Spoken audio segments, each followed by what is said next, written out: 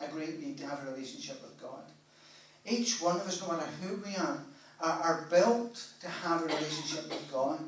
Now, lots of people don't know who God is, and so they substitute that. So I lived in Thailand for a while, and Buddhism doesn't believe in gods.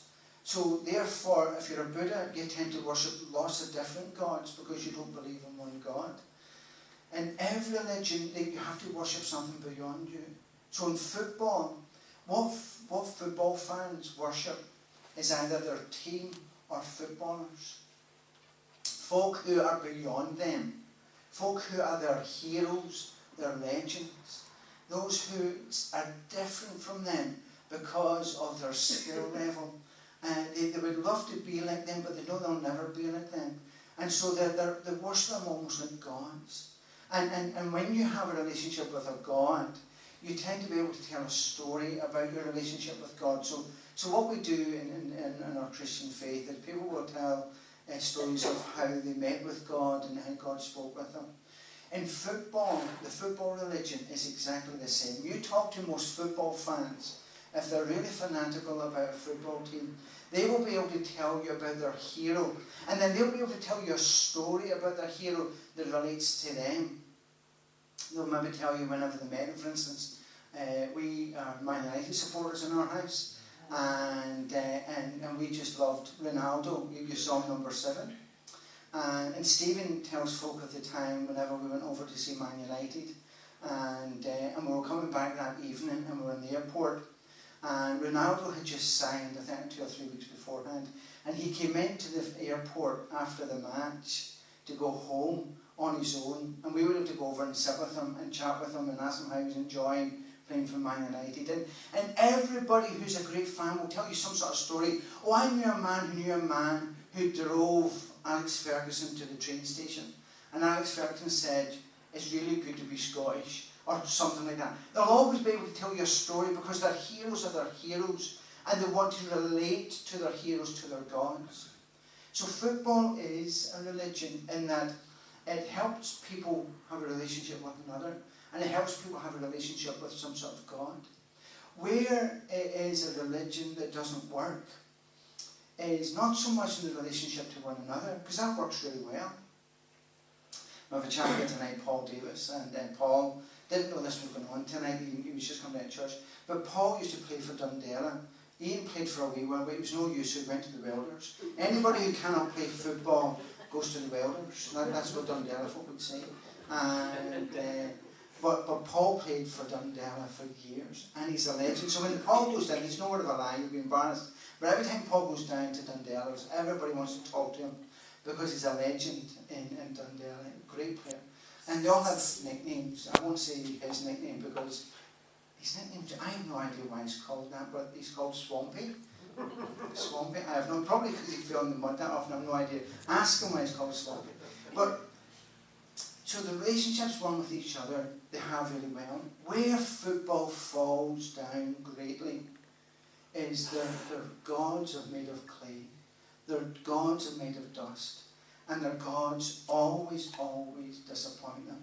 They disappoint them because sometimes they have a bad game. They disappoint them because sometimes they sign for another team. Ronaldo doesn't play for Man United anymore. He plays for Real Madrid. And so their gods leave, or their gods disappoint, or their gods just grow old and are no longer their gods, and they have to make new gods. So football is a religion that fails. It's a religion that doesn't work. But we can learn from football. And there's just for 2 more minutes, I want us to know how we in Strand can learn from football. We need to learn that, like religion, they have their own language, and we need to be aware of that. So for instance, if I asked you, can anybody explain the offside rule? Can anybody explain the offside rule? No. Well, none of the referees in our league know the offside rule. We have to keep telling them the offside rule, but they don't always listen to us. There's lots of things of language about offside rules. There's wee Stephen, for instance. Stephen can tell you any flag in the world. If you raise a flag, he's able to tell you what that flag is, because he knows all about football.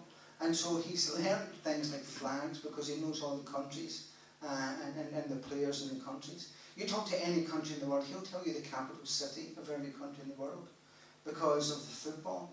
So football will have niches where they can talk about players, they can talk about the rules and lots of things. They're really weird bored. Who here would know every flag in the world?